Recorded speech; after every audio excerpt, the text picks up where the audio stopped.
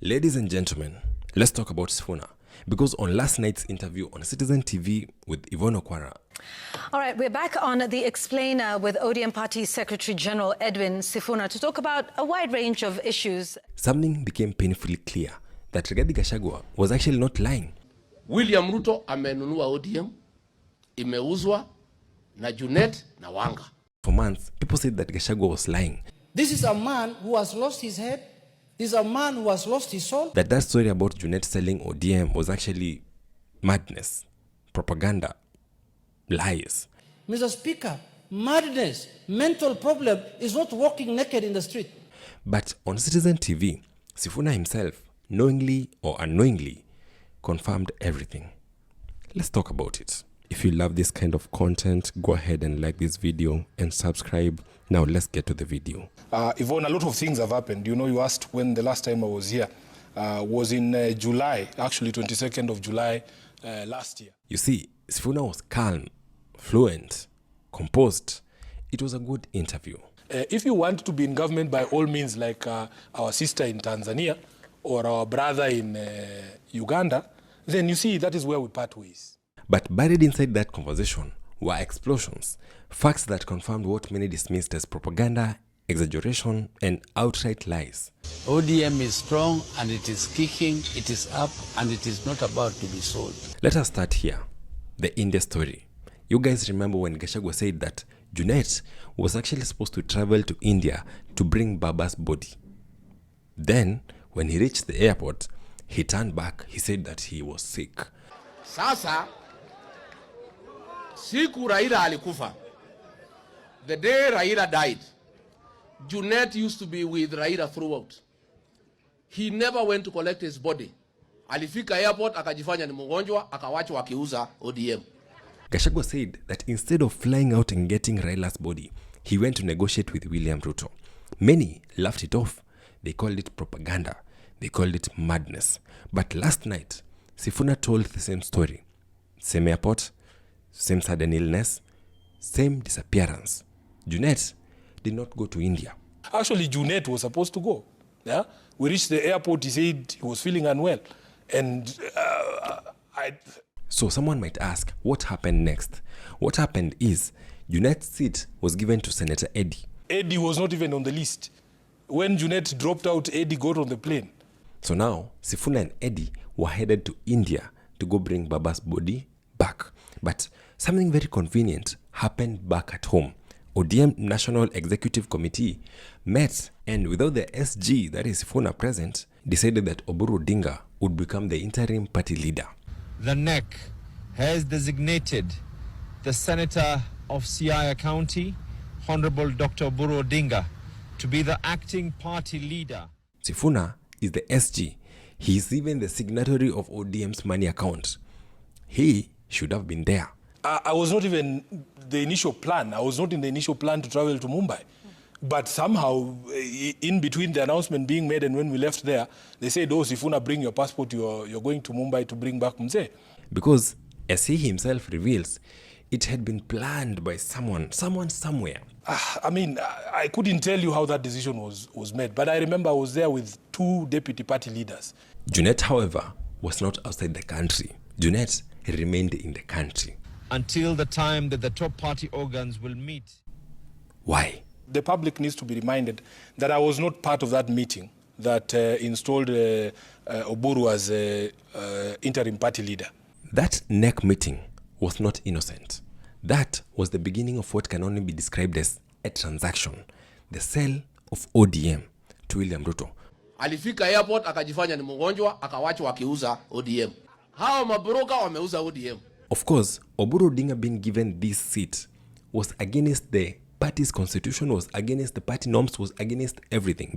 This constitution requires a national delegates convention whenever, in the circumstances unfortunate as the one that we found ourselves in, whenever a party leader dies. As Sifuna puts it, the rightful people to get the party leader position would have been the deputy party leaders. The expectation of the constitution is that when there is that vacancy, you have 3 deputies. You should be able to step in and say, you agree amongst the 3 of you and say, we are going to do a rotation or monthly rotation until the party is able to convene a national delegates convention to elect a party leader. So whatever happened with the Oburu Odinga was something that was very much out of the ordinary and can only be described as fishy. Therefore, in your view, the installation of Senator Oburu Oginga as, interim party leader was unprocedural?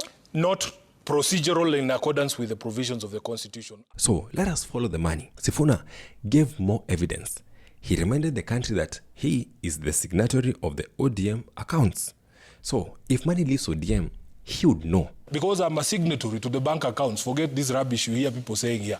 Then he dropped the bomb that ODM has been holding numerous functions across the country. You can call them rallies, you can call them meeting delegates, you can call them whatever you want to call them.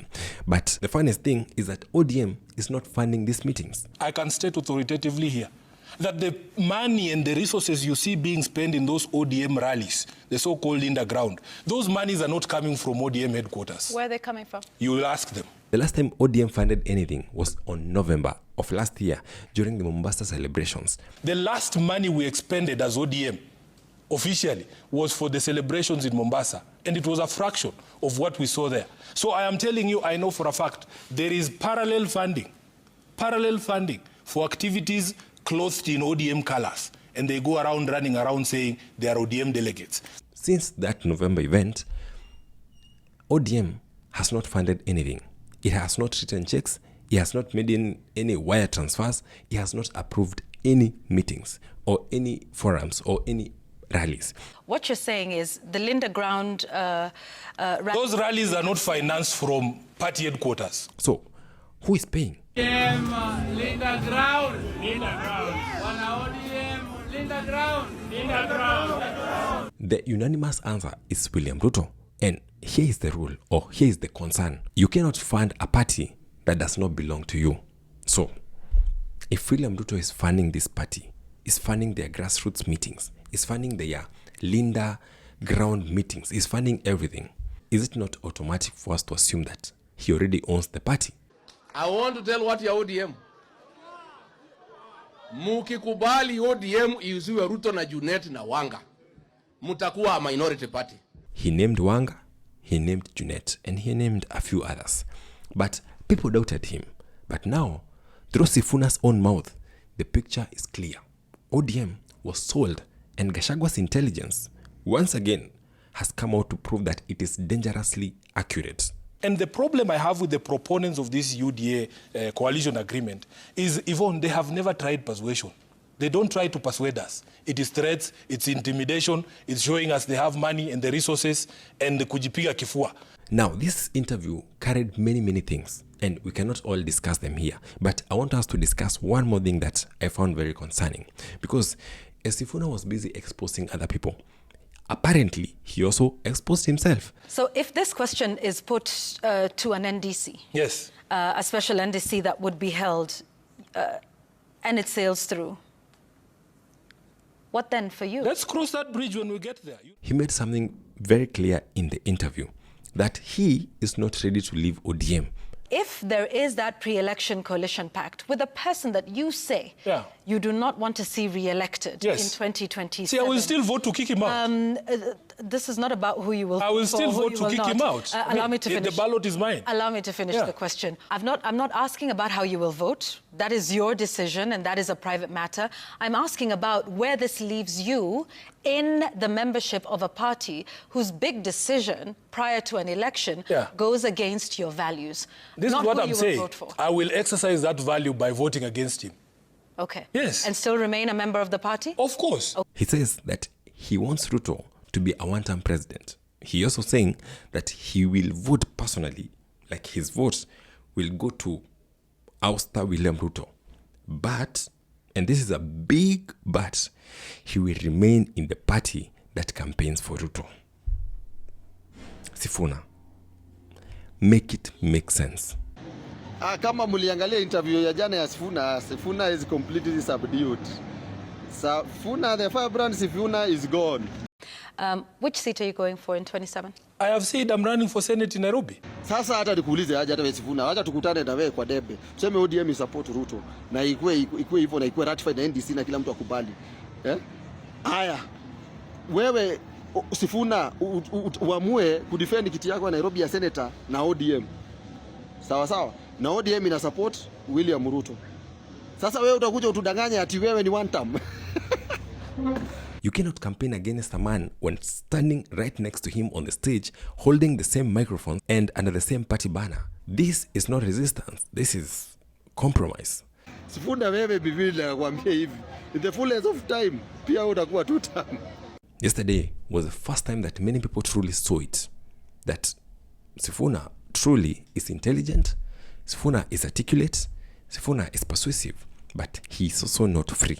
So where does that leave you as member of the party, but more specifically, Secretary General? It leaves me as member of a party and Secretary General of a party. A leader who cannot untie himself from compromised structures, in this case being ODM, even when the truth is very clear, then cannot lead a revolution. Sifuna helped confirm that ODM was sold. For that, history will remember him. William Ruto amenunua ODM, imeuzwa na Junet na Wanga. But he also showed us that when it comes to choosing between principle and party, he chooses party. And that disqualifies him from being what many young people were hoping for. Subscribe.